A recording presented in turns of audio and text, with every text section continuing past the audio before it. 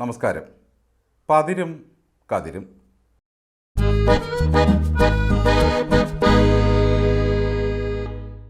ആ ഭയങ്കരമായ നിലവിളി ശബ്ദമിട്ട് ആംബുലൻസുകൾ ചീറിപ്പായുന്നത് എങ്ങോട്ടാണ്? നമ്മൾ കരുതുന്നത് ആർക്കെങ്കിലും വായു ഗുളിക വാങ്ങാൻ പോകുന്നതായിരിക്കും എന്നല്ലേ? ഗവൺമെൻറ് ആശുപത്രിയിലേക്ക് പോകുന്ന രോഗികളെ 10,000 രൂപ കമ്മീഷൻ വാങ്ങി സ്വകാര്യ ആശുപത്രിയിലേക്ക് കൊണ്ടുപോകുന്ന സൈറനാണത്. ഇത് പറയുന്നത് വേറെ ആരുമല്ല, കേരളത്തിൻ്റെ ആരോഗ്യമന്ത്രിയാണ്. സ്വകാര്യ ആശുപത്രികളിലേക്ക് രോഗികളെ എത്തിക്കാൻ 10,000 രൂപ വരെ ആംബുലൻസിൻ്റെ ഡ്രൈവർമാർ കമ്മീഷൻ പറ്റുകയാണത്രേ.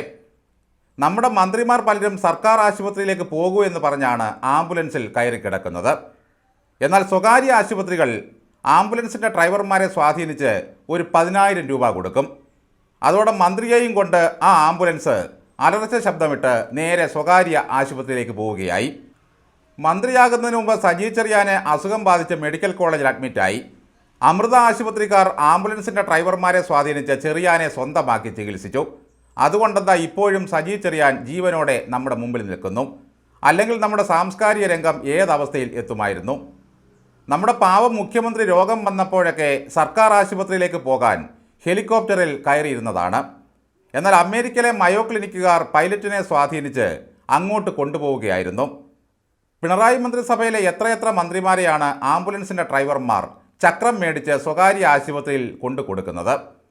മൈക്കിന് മുമ്പിൽ നിന്ന് വിവരദോഷം വിളിച്ചു കൂവുന്നത് വീണ ജോർജിന് ഇപ്പോൾ ഭയങ്കരമായ ഹരമാണ്. സർക്കാർ ആശുപത്രിയുടെ വിശ്വാസ്യത നിലനിർത്തേണ്ട ബാധ്യത മന്ത്രിമാർക്കുമില്ലേ? മുഖ്യമന്ത്രി മുതൽ കള്ളുമന്ത്രി MP രാജേഷ് വരെ സ്വകാര്യ ആശുപത്രിയിലെ ചികിത്സയ്ക്കായി ഖജനാവിൽ നിന്നും എത്ര ലക്ഷമാണ് ചെലവഴിച്ചത്? സർക്കാരിൻ്റെ കാശെടുത്ത് സർക്കാർ ആശുപത്രികളെ ഇകഴ്ത്തി കാണിക്കുന്നത് നിങ്ങൾ തന്നെയല്ലേ? അതുകൊണ്ടരിശം തീരാഞ്ഞവന പുരയുടെ ചുറ്റും മണ്ടി നടന്നു എന്ന മാതിരി ഏതെങ്കിലും രോഗിയുടെ വയറ്റിൽ നിന്നും കത്രിക പുറത്തെടുത്താലുടൻ വീണ ജോർജ് സകല മനുഷ്യരെയും മാധ്യമങ്ങളെയും നെഞ്ചത്തങ്ങ് കയറുകയാണ്. സർക്കാർ ആശുപത്രികൾക്കെതിരെയുള്ള 600 പരാതികൾ തൻ്റെ കയ്യിലുണ്ടെന്നാണ് മന്ത്രി പറയുന്നത്. ആ പരാതികളിന്മേൽ എന്ത് നടപടിയെടുത്തു എന്നുകൂടി പറയണ്ടേ? ആ നടപടികൾ പൊതുജനം അറിയേണ്ടതല്ലേ? അതൊരു 10 സ്വകാര്യ ആശുപത്രിയുടെയെങ്കിലും പേര് പറയാൻ നിങ്ങൾക്ക് ധൈര്യവും ചങ്കൂറ്റവുമുണ്ടോ? ആരോഗ്യമേഖലയുടെ മൊത്തം മന്ത്രിയാണ് വീണ ജോർജ്. ചികിത്സാ പിഴവിൻ്റെ പേരിൽ ഏതൊക്കെ സ്വകാര്യ ആശുപത്രികളെയാണ് നിങ്ങൾ പ്രതിയാക്കിയത്? പരനിന്ദ മുഖമുദ്രയാക്കി വടിവൊത്ത ഭാഷയിൽ എന്തൊക്കെയോ പുലമ്പാനുള്ള കഴിവാണ് നമ്മുടെ മന്ത്രിമാരുടെ എല്ലാം സ്ഥായി ഭാവം. സിസ്റ്റം കത്രികയിലോ എന്ന് ചോദിച്ചുകൊണ്ട് എൻ്റെ പടം വെച്ച് കാർഡടിച്ചില്ലേ എന്നാണ് ഏഷ്യാനെറ്റിൻ്റെ റിപ്പോർട്ടറോട് വീണ ജോർജ് തട്ടിക്കയറിയത്. അത് ശരിയാണോ എന്നായിരുന്നു ചോദ്യം. ഇന്ന് മലയാള മനോരമ 1-ാം പേജിൽ മറന്നു വെക്കരുത് എന്ന അടിക്കുറിപ്പ് നൽകി പിണറായി വിജയനെയും വീണ ജോർജിനെയും ശരിക്കങ്ങ് ട്രോളിയിട്ടുണ്ട്.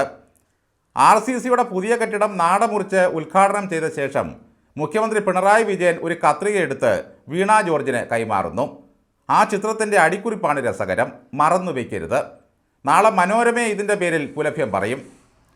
മന്ത്രിക്ക് കത്രിക കാണുന്നത് തന്നെ ഇപ്പോൾ പേടിയാണ്. വീണ ജോർജിനെ എന്തിനാണ് യൂത്തന്മാർ കരിങ്കൊടിയും റീത്തും കാണിച്ച് പ്രതിഷേധിക്കാൻ പോകുന്നത്? ഓരോ കത്രിക കയ്യിലെടുക്കൂ, കത്രീനയെ പ്രകോപിപ്പിക്കൂ. എത്ര കാലം വയറ്റിൽ കിടന്നാലും കേടുവരുന്നില്ല എന്നതാണ് ഈ സർക്കാരിൻ്റെ കത്രികയുടെ ഒരു പ്രത്യേകത.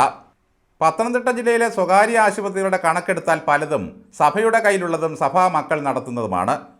കഴിഞ്ഞ 10 വർഷം ഭരണത്തിലിരുന്നിട്ടും കോന്നി മെഡിക്കൽ കോളേജ് ഗതി പിടിക്കാത്തത് എന്തുകൊണ്ടാണ്?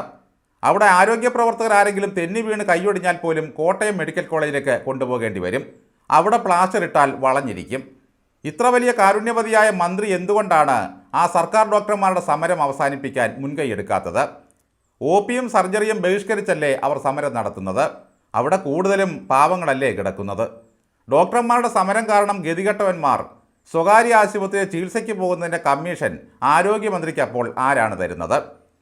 കത്രിക വയറ്റിൽ മറന്നു വെച്ചത് ആരോഗ്യമന്ത്രിയാണോ എന്ന് ചോദിക്കുന്ന വീണ ജോർജാണ് ഡോക്ടർമാർ ഏതെങ്കിലും രോഗിയുടെ കുരു വല്ലതും പൊട്ടിച്ചാൽ ക്രെഡിറ്റ് അടിക്കാൻ ചാടിയിറങ്ങുന്നത്.